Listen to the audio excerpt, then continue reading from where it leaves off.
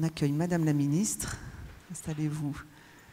Donc, que vous avez déjà vu vendredi. Madame Elisabeth Borne, ministre de la Transition écologique et solidaire. Laurent Berger, qui est le secrétaire général de la CFDT, alors qui est à la droite de Madame Borne. Anne Bringot, qui est responsable transition écologique au sein d'un réseau Action Climat, donc qui a aussi eu des responsabilités, qui accompagne plusieurs organisations non gouvernementales. Elle vous expliquera le champ de ces actions différentes.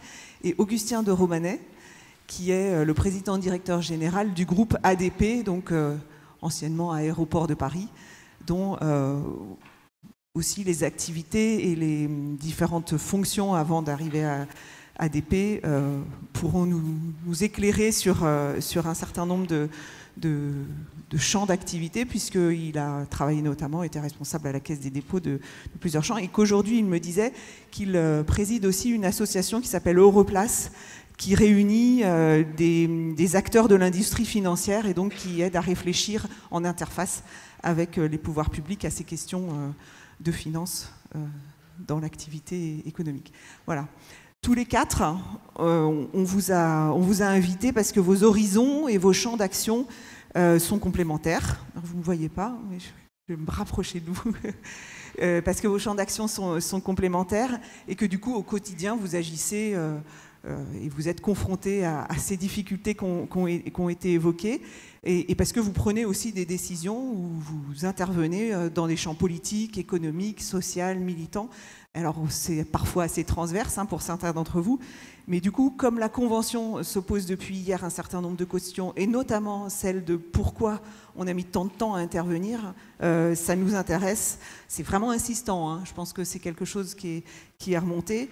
On voudrait savoir, en vous donnant à chacun 5 minutes, de manière générale et aussi à travers des exemples, ce que vous avez vous-même vécu, ce que vous avez fait, et que vous nous expliquiez à la fois donc, finalement les satisfactions quand on arrive à intervenir et les difficultés, les blocages que vous identifiez encore aujourd'hui.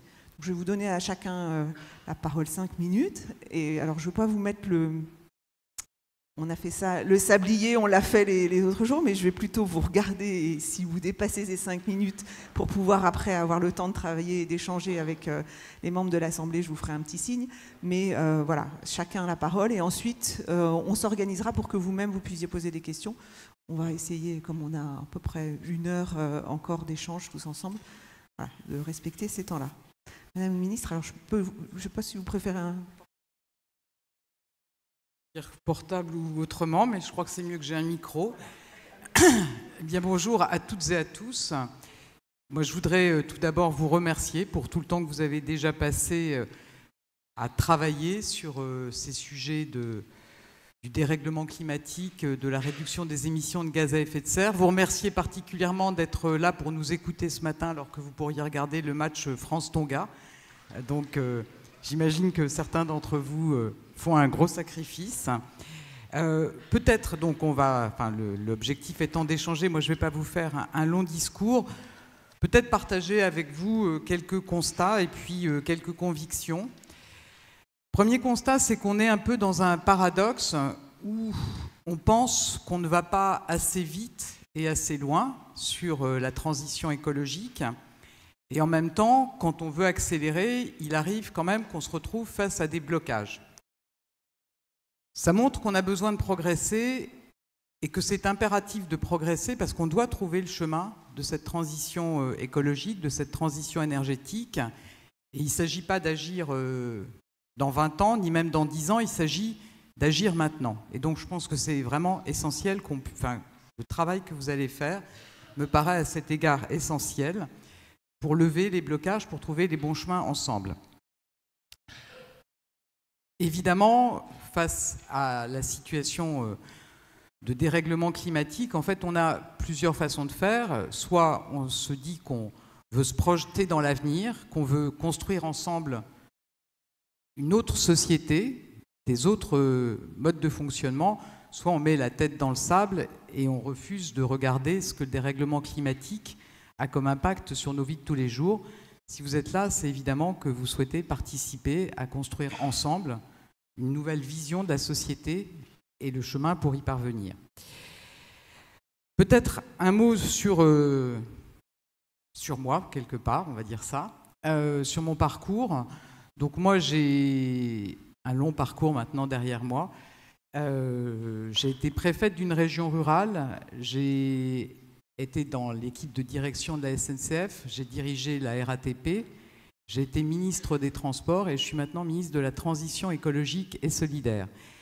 Et c'est avec ces différents regards, mais aussi en tant que citoyenne, que je voudrais partager avec vous quelques convictions. La première, c'est que ça n'est jamais en passant en force qu'on arrive à avancer collectivement.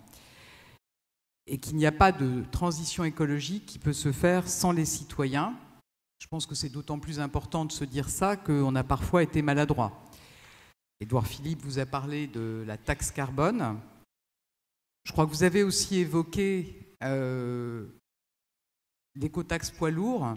Donc ça montre que ça n'était pas la première fois qu'une mesure qui paraissait de bon sens, dont on était convaincu qu'elle était efficace pour réduire les émissions de gaz à effet de serre, qu'une mesure qui avait pu être même votée unanimement par le Parlement, l'écotaxe poids lourds, n'a pas pu se mettre en place et qu'on a dû reculer. Et ça, c'est parce qu'on n'avait sans doute pas mesuré, ou en tout cas qu'un certain nombre d'acteurs économiques trouvaient que c'était une charge insupportable à laquelle ils n'avaient sans doute pas pu ou pas su se préparer. Donc je pense que dans notre façon d'agir, ça doit nous rendre modestes et ça montre que finalement, il faut qu'on arrive à trouver ensemble les chemins de cette transition écologique, que les changements ne viennent pas du haut, du sommet, descendent pas verticalement, qu'il y a des changements économiques, culturels, sociétaux qu'il faut bâtir ensemble. La deuxième conviction, c'est que la transition écologique ne peut se faire que si on ne laisse personne sur le bord de la route. Je suis convaincu qu'il y a un seul moyen d'avancer, c'est d'accompagner toutes celles et tous ceux qui peuvent être en difficulté parce que le monde change. Il est évident que tous les ménages n'ont pas les moyens, tout seuls, de changer de voiture ou de rénover leur logement. Il faut aussi se dire que toutes les entreprises et tous les métiers ne sont pas compatibles avec la neutralité carbone. Je pense par exemple aux centrales à charbon et aux salariés des 4 centrales que nous allons fermer d'ici 2022.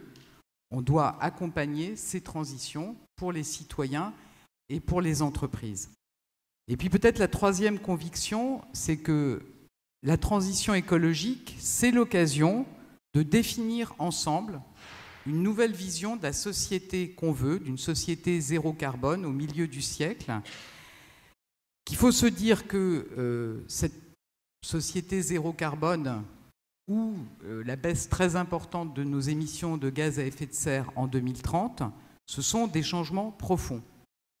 Et que, du coup, ça n'est pas simplement en additionnant une série de politiques publiques qu'on va y arriver, mais que ça suppose qu'ensemble, on voit où on veut aller et qu'on construise le chemin ensemble. Et je pense que c'est d'autant plus important, et je crois que vous en avez parlé hier, qu'il faut qu'on s'assure et que tout le monde soit convaincu que chacun prend sa part de l'effort.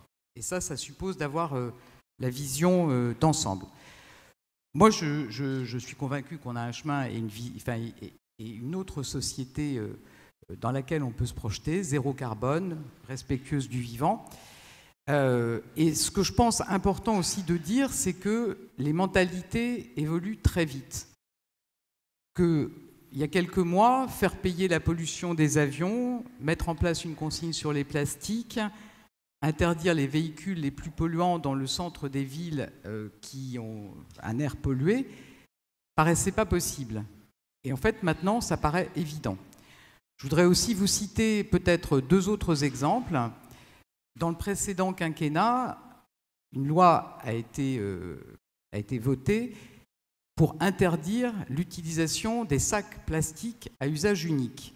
Et à l'époque, moi je me souviens qu'on nous disait « mais c'est impossible, comment voulez-vous qu'on fasse, comment on va faire en rentrant de son supermarché, on ne va pas ramener les marchandises dans ses poches. Bon, voilà. En fait, ça paraissait impossible. Aujourd'hui, ça paraît évident. Au début du quinquennat, moi, je suis convaincu que le vélo, par exemple, c'est un très bon mode de transport. Ça n'est pas juste un loisir. Il y a quelques années, ça représentait beaucoup plus dans nos modes de déplacement, puis ça s'est effondré. Et aujourd'hui, je suis convaincu depuis le début que ça peut être un mode de transport à part entière, pas simplement Vélib à Paris, mais partout en France, et y compris dans des petits villages, y compris à la campagne.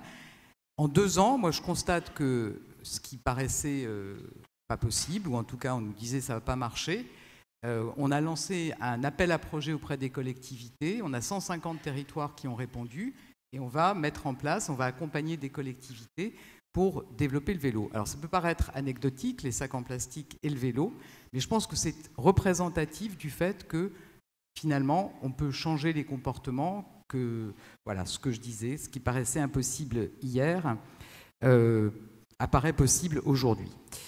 Et que c'est possible à partir du moment où on fait envie, où on montre une nouvelle société ou un nouveau visage de la société qui fait envie aux gens, qui fait envie à tout le monde. Voilà, donc moi je suis convaincu que la transition écologique, c'est aller vers une société où on vit mieux, dans un monde plus sain, mais que le chemin n'est pas nécessairement simple et que c'est bien pour ça qu'il faut le bâtir ensemble. Merci beaucoup.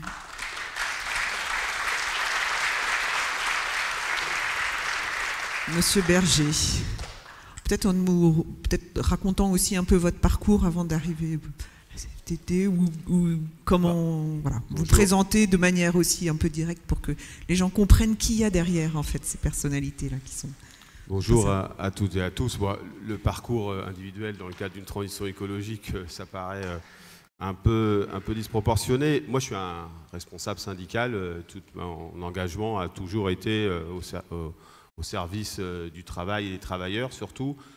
Et en fait, la question de la transition écologique, comment on s'y intéresse quand on est un responsable syndical ou un syndicaliste, c'est tout simplement que notre modèle productif s'est bâti sur un système reposant sur les énergies fossiles polluantes, donc fortement émetteurs de carbone, et qu'il y a besoin de le transformer, on le sait tous maintenant, et que ça aura des conséquences très concrètes. Ça aura des conséquences très concrètes sur le travail, sur les emplois, sur la façon de vivre les mobilités, sur aussi l'impact de la pollution sur les travailleurs eux-mêmes, etc., etc. Et donc, ça suscite à la fois beaucoup d'angoisse, sentiment de quelques opportunités, mais beaucoup d'angoisse. Et donc, la Confédération syndicale internationale a un slogan qui dit il n'y aura pas d'emploi sur une planète morte, mais il n'y aura rien sur une planète morte. Donc, ça veut dire que c'est ça le fil de l'engagement, finalement, des organisations syndicales sur cette question-là. Et moi, je voudrais commencer à dire que, d'abord, c'est l'affaire de tous. C'est un sujet pour tous et toutes, la transition écologique, mais c'est d'abord l'affaire de tous. Et qu'en la matière, il n'y a pas d'innocents. Ça ne veut pas dire qu'il n'y a que des coupables ou que la culpabilité, elle est également partagée, mais en tout cas, il n'y a que des responsables. Et les responsables, c'est, avec le changement tel qu'il a opéré, qui est extrêmement profond, il a affaire pour tous, c'est-à-dire les citoyens, les travailleurs, les consommateurs, les chefs d'entreprise, les décideurs politiques. Chacun doit faire évoluer ses comportements et doit finalement assumer des choix. Et se transformer et choisir, ce n'est pas les choses qu'on aime le plus dans la vie. Choisir, ça peut être bien, mais pas quand c'est compliqué. Donc c'est finalement ça qui est à l'œuvre. Et le risque, en fait, il est d'essayer de trouver le coupable idéal. Ça sera forcément l'autre, ce ne sera pas soi, pour finalement se dédouaner. Et ce n'est pas possible. Ce n'est pas possible de se dédouaner individuellement et collectivement, même si vous allez voir, je vais y revenir, il y a des responsabilités plus importantes que d'autres. Et donc ce défi, il peut être relevé que collectivement et pas dans une sorte d'affrontement, ni même de culpabilisation. Ce n'est pas mon propos du tout, mais il faut discuter, il faut entendre les points de vue, il faut entendre les peurs, les craintes, il faut essayer d'y répondre. Et on y répond d'abord en échangeant les uns avec les autres, selon les points de vue qui sont différents. C'est un beau travail pour votre convention. Nous, on a commencé à le faire avec Anne et d'autres dans un collectif qui s'appelle pour un pacte du pouvoir de vivre, où on mêle des préoccupations qui sont différentes entre le travail, entre les ONG, les mouvements écologistes, les associations de lutte contre l'exclusion, et on voit bien qu'on a besoin finalement de se définir des objectifs. Et moi, j'ai envie de dire que s'il faut regarder quels sont les blocages aujourd'hui, il y en a un, d'abord, c'est de définir l'horizon. L'horizon. C'est quoi le modèle de développement? C'est quoi le modèle productif? C'est quoi le modèle du travail? C'est quoi le modèle de société? C'est quoi le modèle démocratique qu'on veut construire demain? Et ça implique peut-être de laisser derrière nous ce que vous avez esquissé dans votre compte-rendu tout à l'heure, c'est-à-dire une vision parfois purement économique de ce que serait l'objectif. Parfois, l'objectif, il est autre. Et s'il y a un intérêt supérieur aujourd'hui, on le sait, c'est la question de la survie de la planète, sans vouloir dramatiser à outrance, mais la question, finalement, du modèle de développement qu'on veut construire. Et c'est absolument nécessaire. On ne fait, je l'ai dit, on veut que tout le monde est concerné, on emmène avec soi, on emmène ensemble, on y va collectivement que si on sait où on va. Et que ce débat-là doit avoir lieu, c'est absolument nécessaire. Le deuxième, c'est que on ne peut pas faire contre les individus, contre les personnes, contre les gens, et que les réponses, elles doivent être trouvées collectivement, même quand elles doivent être mises en œuvre individuellement, et qu'il y a besoin d'accompagnement. Et toutes et tous, il y a besoin d'accompagnement. Madame la ministre disait, il y a des choses qu'on pensait qu'on ne pourrait pas réaliser, etc. Mais tous et toutes, quand on s'est mis à trier, quand on s'est mis à se déplacer autrement, etc., eh bien finalement, on a été d'une manière ou d'une autre accompagnés. Et donc, la question de renvoyer à la responsabilité individuelle ne peut être possible que si on accompagne aussi dans un certain nombre d'évolutions des usages, etc. Le deuxième élément qui me paraît totalement indispensable et qui est, je crois, aussi une façon de donner du sens, c'est l'investissement massif qu'il faut opérer dans la transition écologique. Et donc, ça veut dire qu'il faut opérer un investissement massif pour transformer notre appareil productif, pour l'accompagnement des citoyens, des ménages, mais également pour faire des choix en termes énergétiques, en termes de rénovation thermique des logements, vous en avez parlé tout à l'heure, en termes de mobilité, de transport, etc. Et que pour cela, il faut sortir d'une seule logique budgétaire. C'est absolument indispensable. Si on se dit que l'avenir, il ne peut pas être autrement que de ralentir le réchauffement climatique et donc de s'inscrire à la transition écologique, il faut très clairement qu'on définisse que ça, c'est l'objectif numéro 1 et que ça nécessite des milliards et des milliards d'investissements. La question, c'est comment les trouver. Et il y a sans doute des débats à mener là-dessus. Il y a aussi à s'interroger sur la question européenne. Aujourd'hui, pourquoi l'investissement massif dans la transition écologique compterait encore dans la règle budgétaire de 3%? C'est des sujets qu'il faut pouvoir aborder de face et c'est la responsabilité aussi de choix politiques clairs à opérer. Il y a la question des entreprises, avec la nécessité d'anticiper et débattre dans les entreprises de ce que ça va produire. Madame la ministre citait les centrales à charbon. C'est compliqué syndicalement de dire, comme nous on l'a dit, oui, les centrales à charbon, c'est logique qu'elles aillent vers la fermeture, mais on ne peut pas mépriser ceux qui y travaillent et considérer que finalement ils trouveront bien autre chose. Ça veut dire qu'il y a un accompagnement, il y a une réflexion à mener et que ça ne peut pas être aux seules mains des chefs d'entreprise. Il faut un dialogue presque beaucoup plus affirmé au sein des entreprises et ce n'est pas toujours ce qui s'opère. Et puis, dernier point, la question des territoires. Moi, je suis persuadé que ça ne viendra pas des décisions, tout ne viendra pas de décisions imposées et qu'il faut une mobilisation dans les territoires pour gérer des situations particulières de mobilité. On n'a pas les mêmes impacts de la besoin d'aller au travail tous les matins si on est en Île-de-France, si on est en zone rurale, si on est en zone semi-urbaine, etc. Et donc, ce sont les acteurs eux-mêmes qui doivent pouvoir s'organiser. Et donc, c'est ça qui est compliqué, c'est pour boucler sur mon introduction, c'est qu'on est tous un peu responsables, mais qu'on a quand même besoin de choix politiques extrêmement clairs et d'investissement et finalement de faire confiance un peu plus aux citoyens eux-mêmes dans leur capacité, avec d'autres, collectivement, à trouver des réponses.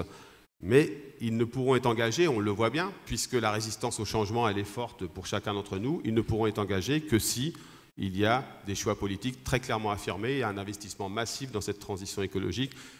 On le sait maintenant, l'accélération du réchauffement climatique ne permettront pas des adaptations à la petite semaine. C'est des vrais choix qu'il faut opérer et c'est ça qui est compliqué. Merci.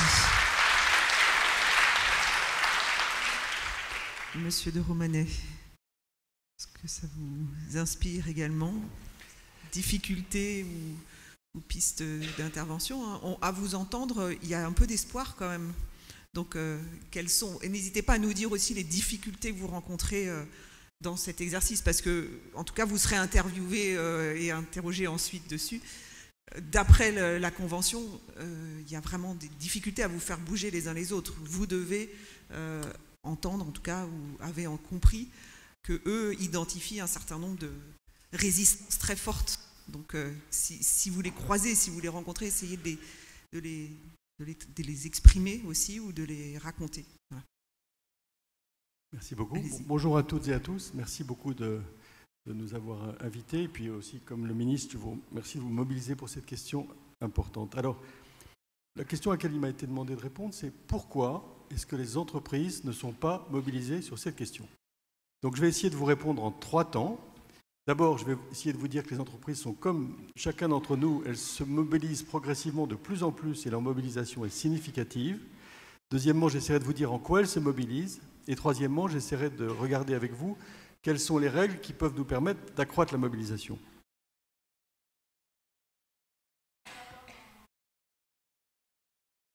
Vous m'entendez mieux là? Oui, là c'est mieux. Bon, micro. Alors, donc, pourquoi est-ce que les entreprises ont mis du temps à se mobiliser? Je crois que comme chacun d'entre nous, le phénomène auquel nous assistons est inouï dans l'histoire de l'humanité.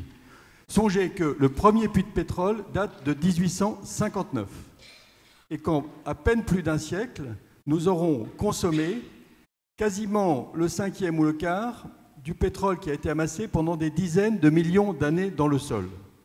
Donc, dans l'histoire de l'humanité, ça ne s'est jamais vu. Et il a fallu du temps pour comprendre cette fameuse courbe de hockey que montrent les économistes américains. C'est-à-dire que pendant toutes les années qui nous séparent de l'an 1000, le climat a toujours été le même, sauf que depuis 1980-1990, nous avons eu 2 décades qui se sont trouvées systématiquement 1 degré de plus que toutes les autres décades des 10 siècles qui nous ont précédés. Donc le phénomène, il est récent, il est inouï, et il nous faut du temps pour résister à la sidération du fait que non seulement il est inouï, mais c'est nous qui l'avons provoqué. Et donc les entreprises, elles sont tout à fait conscientes, comme chacun d'entre nous, du fait qu'il faut se mouvoir vite, parce que c'est notre société qui est en cause. Et je citerai simplement l'exemple des entreprises de réassurance. Je suis administrateur d'une entreprise de réassurance, ce sont des entreprises qui assurent les assureurs.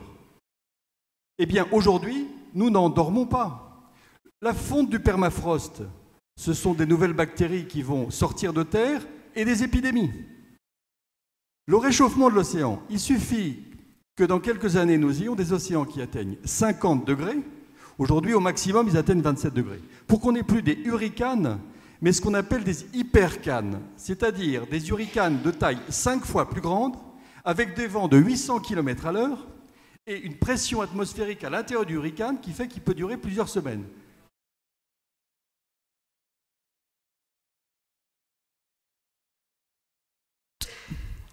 Monsieur Romanet, on a eu des experts qui sont venus nous raconter les expériences, enfin pas les expériences, mais un peu les grands enjeux et décortiquer, essayer de comprendre justement toutes les composantes du changement climatique. Oui. Ce qu'on voudrait, c'est vous entendre sur votre expérience. Vous avez eu des experts, mais il faut que votre regard aussi. Il faut que chacune et chacun d'entre vous sache que c'est pas parce qu'on est entrepreneur qu'on n'est pas sensible à ces questions. Et donc, le premier temps de mon raisonnement était de vous dire les entreprises sont sensibles à cela, et ça sera la fin de ma première partie. Parfait, 5 minutes.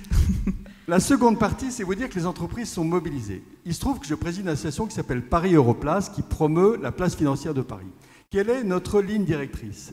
Elle consiste à dire qu'il faut que les financiers du monde entier viennent faire de la finance à Paris, non pas parce que la finance quitterait Londres à cause du Brexit, mais parce que Paris est une place originale qui attache une place particulière à la finance verte et responsable. Et nous attachons beaucoup de prix à développer de la part des établissements financiers, des comportements qui aident à financer la transition énergétique et à réduire les émissions de gaz à effet de serre. Donc je ne développerai pas parce que je vais encore me faire rappeler à l'ordre. Mais par exemple, demain, nous organisons à Paris une semaine qui s'appelle Infra Week, où nous promeuvons le financement des infrastructures. Et naturellement, les infrastructures que nous devons construire, elles doivent être économiquement compatibles avec l'exigence de la réduction des gaz à effet de serre. Autre exemple de l'action des entreprises, les grandes entreprises françaises sont regroupées dans une association qui s'appelle Entreprises pour l'environnement, qui a réalisé l'an dernier une étude qui s'appelle ZEN, Zéro émission nette pour 2050, étude extrêmement scientifique qui aboutit à 3 conclusions.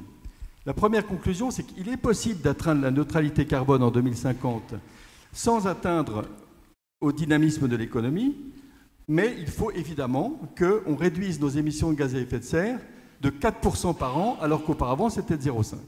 Deuxièmement, cette neutralité est souhaitable car les modes de vie seront plus sains et plus confortables. Et troisièmement, ça n'est possible que si les entreprises, les pouvoirs publics et les populations décident d'agir ensemble. Et d'ailleurs, en regardant les conclusions de cette étude ZEN hier, je voyais que la première recommandation de ce groupe était de dire il faut mobiliser les Français car la communication sur le climat a laissé de côté l'action du grand public. Donc pour conclure cette deuxième sous-partie, je vous dirais que plus les entreprises sont grandes et plus elles sont cotées, plus elles sont sensibles pour une raison simple, c'est lorsque vous êtes une entreprise cotée aujourd'hui dans le monde, vous avez tous les investisseurs institutionnels qui votent aux assemblées générales en regardant ce que vous faites pour la transition écologique. Et donc, il y a un paradoxe sur lequel je ne vais pas m'étendre pour ne pas être trop long, mais plus l'entreprise est grande et plus elle est visible de chacun d'entre nous, plus elle est responsable et responsabilisée. Alors, pour conclure, que peut-on imaginer ? Je donnerai simplement 2 têtes de chapitre pour ne pas être long. La première chose, c'est que les raisons du surplace, Jean Tirole, le prix Nobel d'économie français, les résume très bien. D'une part, l'égoïsme vis-à-vis des générations futures. Les mesures que nous allons prendre vont nous pénaliser au bénéfice de nos enfants et petits-enfants. Et deuxièmement, ce qu'on appelle le problème du passager clandestin. Lorsqu'un pays prend des mesures pour réduire les émissions de gaz à effet de serre, c'est l'ensemble de la planète qui va en profiter. Donc si un pays qui représente 1% de la population de la planète arrivait à être à 0 émission nette et qu'aucun autre pays ne le faisait, eh bien ce pays se sacrifierait pour un bénéfice tellement dilué qu'il en perdrait la perception. Raison pour laquelle, lorsque on va réfléchir et continuer à progresser pour prendre des mesures qui vont permettre cette réduction des émissions de gaz à effet de serre, il faut être très attentif à favoriser des mesures qui permettent une application au niveau mondial, donc tout ce qui ressort du commerce international, tout ce qui ressort de l'obligation d'importer des produits avec un certain niveau de performance écologique, et aussi éviter les effets pervers. Je prendrai simplement un effet pervers. Si on augmente trop le pétrole, si on augmente trop le cours du pétrole dans un certain nombre de pays, on va diminuer la demande mondiale et donc on va faire baisser le cours. Et en faisant baisser le cours, on va permettre à d'autres pays d'acheter plus de pétrole. Donc ça serait dommage de favoriser ce genre de fuite. Pardon d'avoir été long et merci de votre attention. Je vous en prie.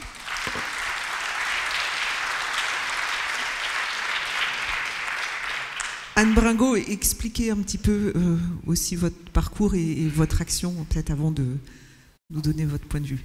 Oui, bonjour à tous. Je suis ravie d'être ici. J'ai suivi vos débats sur Internet pour la partie qui était diffusée et j'ai trouvé ça vraiment très riche et j'ai trouvé vos conclusions présentées ce matin également. Elles m'ont donné beaucoup d'optimisme parce que je vois que vous avez déjà beaucoup avancé sur le chemin de la compréhension effectivement des blocages et des moyens de passer outre. Personnellement, donc, j'ai travaillé pendant 11 ans comme consultante dans un grand groupe anglo-saxon. Et puis au bout de ces 11 ans, j'ai 3 enfants. Je me suis demandé finalement ce que je leur racontais le soir. Je ne trouvais pas le sens à ce que je faisais et donc j'ai changé complètement. J'ai travaillé ensuite comme directrice d'une association de protection de l'environnement qui s'appelle les Amis de la Terre, qui est une association pour laquelle j'ai beaucoup d'affection. Et depuis 2012, je travaille comme responsable sur la transition énergétique au Réseau Action Climat, qui est une association qui rassemble 22 associations et fondations qui travaillent sur la question du changement climatique. Donc on y retrouve les associations de protection de l'environnement, que vous connaissez tous. On y retrouve aussi des associations de solidarité internationale comme Oxfam ou CCFD Terre Solidaire, puisque ces enjeux de climat impactent également les autres pays. Et puis des associations de lutte contre la pauvreté comme le Secours catholique. Donc nous, on essaye de travailler ensemble pour être plus forts et de peser davantage sur les politiques publiques. Alors, dans les blocages que vous avez présentés, il y en a beaucoup qu'on retrouve et je vais illustrer certains et en rajouter d'autres. Et je vais commencer effectivement par en rajouter un, c'est cette vision partagée de là où on va. Si on ne sait pas où on va, on ne risque pas d'y arriver. Et cette neutralité carbone, cet équilibre naturel qu'on veut retrouver entre les émissions et l'absorption des émissions par les milieux naturels, eh bien, ça veut dire des changements extrêmement profonds. Je crois que vous l'avez vu dans vos livrets d'information, ça veut dire plus d'essence et plus de diesel dans les voitures et les camions. Ça veut dire plus de fuel, plus de gaz fossile pour se chauffer. Ça veut dire un changement d'alimentation vers plus de protéines végétales. Ce sont des changements vraiment profonds. On n'est pas à la marge et il faut les faire vite. Vite parce qu'on n'a plus le temps et que si on veut réduire les impacts du changement climatique, eh bien, il faut aller le plus vite possible. Et donc ces changements, eh bien, tant qu'on n'est pas tous conscients effectivement de ces changements, on va avoir du mal à aller dans ce sens-là. Et actuellement, c'est assez normal que vous n'ayez pas cette vision partagée. Pourquoi ? Parce qu'on baigne dans des discours contradictoires. Et c'est là où on va rejoindre la question des lobbies. Par exemple, on vous dit qu'il faut acheter des véhicules moins polluants. Mais en même temps, vous avez des tas de publicités qui vous disent qu'il faut acheter des SUV, il faut acheter des véhicules qui polluent plus et qui consomment plus d'essence. Et résultat, en 2018, les véhicules neufs vendus, en moyenne, émettaient plus de CO2 que les véhicules neufs vendus 2 ans plus tôt. On va dans une direction qui est totalement l'opposé de ce qu'il faudrait faire. Autre contradiction, on vous dit qu'il faut privilégier le train. Et en parallèle, on supprime des lignes. En parallèle, on ne vous donne pas les moyens, effectivement, d'utiliser d'autres moyens de transport et on développe de nouvelles autoroutes et on agrandit des aéroports. Il y a plusieurs aéroports en France où il y a des projets d'extension. On le voit bien, on l'a vu, dans ces messages contradictoires, il y a les entreprises, celles qui ont une activité qui est incompatible avec cette neutralité carbone, eh bien, elles pèsent de tout leur poids, elles freinent pour qu'on n'aille pas vers cette neutralité carbone.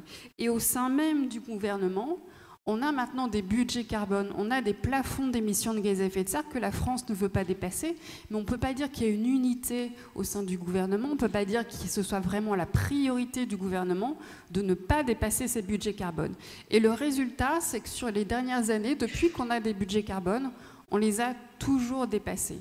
C'est-à-dire que la France explose à chaque fois ses résultats, ne suit pas du tout ses objectifs en termes de baisse d'émissions de gaz à effet de serre, en termes également de développement de l'énergie renouvelable. Il y a un site qui existe que vous pouvez consulter avec les chiffres officiels qui s'appelle observatoire-climat-énergie.fr et vous pourrez regarder effectivement où la France en est par rapport à ses objectifs. Et les blocages, ça vous l'avez dit également, hein, je reprends vos termes, ils sont liés à des mesures qui ne seraient pas justes socialement, à des situations individuelles, sociales, qui ne permettraient pas de se préoccuper d'écologie. Et c'est vrai, on dit qu'il faut rénover les logements, mais si vous êtes locataire d'une passoire énergétique, c'est-à-dire un de ces logements qui sont très mal isolés. Vous payez une facture d'énergie, vous payez une fortune. Vous n'avez même pas chaud parce que votre logement il est tellement mal isolé. Votre propriétaire il ne veut pas faire de travaux. Et le prix de l'énergie continue à augmenter. Qu'est-ce que vous faites? Est-ce que vous n'êtes pas en colère face à ces messages contradictoires? Et qu'est-ce qui se passe face à ça? Eh bien, il y a une loi sur l'énergie et le climat qui a été votée récemment. Dans cette loi, il y a plusieurs parlementaires, y compris de la majorité, qui ont proposé d'inclure une mesure pour interdire progressivement à la location les passoires énergétiques, pour obliger les propriétaires à faire les travaux. Ils ont proposé des mesures et à la fin, en plénière, le gouvernement est arrivé avec une mesure qu'il avait, un amendement du gouvernement, en disant « je siffle la fin de partie, c'est fini, on reporte à plus tard cette obligation de rénovation ». Donc voilà concrètement comment ça marche. Alors ne pas laisser des personnes de côté, c'est aussi penser aux emplois perdus. On sait qu'il y a effectivement des emplois qui vont être perdus avec la transition énergétique. On a parlé des centrales à charbon. On sait aussi qu'il y aura plus d'emplois créés que d'emplois perdus avec la transition énergétique, parce qu'il y a plus d'emplois dans les énergies renouvelables, dans la rénovation des logements, que des emplois actuellement dans les activités comme les centrales à charbon.